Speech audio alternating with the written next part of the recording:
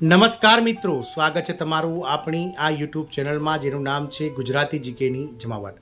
તો સરકારી કર્મચારીઓ અને પેન્શનર્સો આનંદો, કારણ કે તમે જે ઘણા લાંબા સમયથી 8મા પગાર પંચના ટર્મ્સ ઓફ રેફરન્સની રાહ જોઈ રહ્યા છે, 8મા પગાર પંચના કમિશનની રાહ જોઈ રહ્યા છે, તેને લઈ અને ભારત સરકારના ડિપાર્ટમેન્ટ ઓફ પર્સનલ અને ટ્રેનિંગ દ્વારા એક મહત્વનું અપડેટ્સ આપવામાં આવ્યું છે. હાલમાં જ્યારે ડિપાર્ટમેન્ટ ઓફ પર્સનલ અને એનસીજીએસસીએમના પદાધિકારીઓ વચ્ચે 8મા પગાર પંચના ટર્મ્સ ઓફ રેફરન્સ એટલે કે TOR નક્કી કરાઈ રહ્યા છે, ત્યારે સરકારી કર્મચારીઓ માટે ડિપાર્ટમેન્ટ ઓફ પર્સનલ ટ્રેનિંગ દ્વારા એક મહત્વના અપડેટ્સ બહાર પાડવામાં આવે છે, જેમાં 8મા પગાર પંચમાંથી કેટલાક ભથ્થા દૂર કરવાને લઈ અને સરકારે જે છે તે અનુમતિ આપી દીધી છે. આથી કર્મચારીઓને પણ આ સમાચાર જાણવા ખૂબ જ જરૂરી છે કે કયા કયા ભથ્થાઓ જે છે તે દૂર કરવામાં આવશે. તો વિડીયોમાં આપણે વિગતવાર ચર્ચા કરીશું કે 8મા પગાર પંચમાંથી કયા કયા ભથ્થાઓ દૂર કરવામાં આવી શકે છે, તેને લઈ અને સરકારના ડિપાર્ટમેન્ટ ઓફ પર્સનલ અને ટ્રેનિંગ વિભાગ દ્વારા શું કહેવામાં આવ્યું છે તેને લઈને વિડીયોમાં વિગતવાર ચર્ચા કરીએ. તો વિડીયોના અંત સુધી આપ બન્યા રહો. જો ચેનલમાં તમે પહેલી વાર વિડીયો જોતા હોય તો અમારી ચેનલને તમે લાઇક, શેર અને સબસ્ક્રાઇબ કરવાનું ભૂલશો નહીં, જેથી કરીને અમારી ચેનલ પર મૂકવામાં આવતા આવા 8મા પગાર પંચના TOR, 8મા પગાર પંચની રચના, કમિશનની રચના વગેરેના સમાચારો તમને સરળતાથી ચેનલના માધ્યમથી ઉપલબ્ધ થઈ જાય. તો સરકારી કર્મચારીઓ માટે મહત્વના સમાચાર છે. 8મા પગાર પંચમાં દૂર કરવામાં આવી શકે છે આ ભથ્થા. ગત 16 જાન્યુઆરીના રોજ આપ સૌ જાણો છો તે પ્રમાણે સરકાર દ્વારા 8મા પગાર પંચની લીલી ઝંડી મળી ગઈ છે, પરંતુ આજે 8 મહિના કરતાં વધારે સમયગાળો વીતવા છતાં પણ હજુ સુધી 8મા પગાર પંચ માટેની કમિટી રચાઈ નથી, ન તો સરકાર દ્વારા જે છે તે TOR જે છે તે ફાઇનલ કરાયા છે. એકવાર ટર્મ્સ ઓફ રેફરન્સ જે છે તે ફાઇનલ થયા બાદ જ કમિશનની નિમણૂક કરવામાં આવશે, તે કન્ફર્મ છે.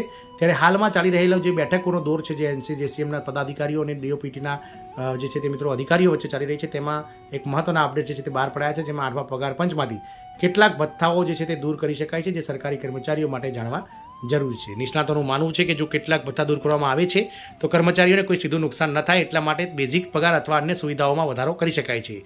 હાલમાં સરકારે સત્તાવાર રીતે કંઈ પણ જાહેર કર્યું નથી, પરંતુ કર્મચારીઓ અને પેન્શનરોમાં આ અંગે ઉત્સુકતા છે.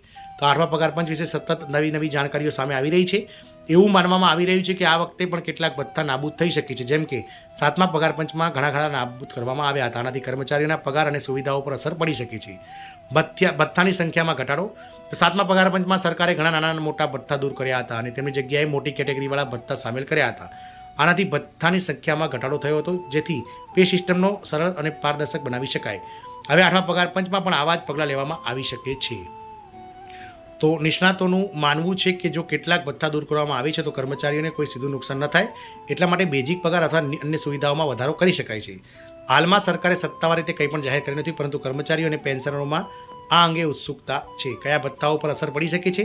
તો મીડિયા રિપોર્ટ્સનું માનીએ અને 8મા પગાર પંચના જે સૂત્રો દ્વારા મળતી માહિતી અનુસાર એવી અટકળો લગાવવામાં આવી રહી છે કે ટ્રાવેલ એલાઉન્સ એટલે કે TA, special duty allowance, SDA, નાના સ્તરના પ્રાદેશિક ભથ્થા અને કેટલાક વિભાગીય એકાઉન્ટ્સ નાબૂદ કરી શકાય છે. જોકે હાલમાં સરકાર દ્વારા આ વિભાગ સંદર્ભમાં કોઈ સત્તાવાર માહિતી આપવામાં આવી નથી. ટર્મ્સ ઓફ રેફરન્સ નક્કી થવાની રાહ જોવાઈ રહી છે. સરકારી સંગઠનોનું કહેવું છે કે 8મું પગાર પંચ માત્ર ભથ્થામાં જ બદલાવ નહીં લાવે, પરંતુ મોંઘવારી ભથ્થા, પેન્શન અને અન્ય લાભોમાં પણ સુધારો લાવી શકે છે. આગામી મહિનાઓમાં સરકાર દ્વારા એકવાર ટર્મ્સ ઓફ રેફરન્સ એટલે કે સંદર્ભની શરતો નક્કી કર્યા બાદ જ ચિત્ર સ્પષ્ટ થશે. આમ સરકાર દ્વારા 7મા પગાર પંચની જેમ 8મા પગાર પંચમાં પણ જે ભથ્થાઓની સંખ્યા છે તે ઘટાડી અને અન્ય જે છે તે અન્ય જે ભથ્થાઓ છે અથવા અન્ય કેટેગરીવાળા જે ભથ્થા છે મોટી, તે કેટેગરીમાં મોટા સુધારાઓ કરી અને કર્મચારીઓને વધારે લાભ આપવાનો પ્રયત્ન થઈ શકે છે.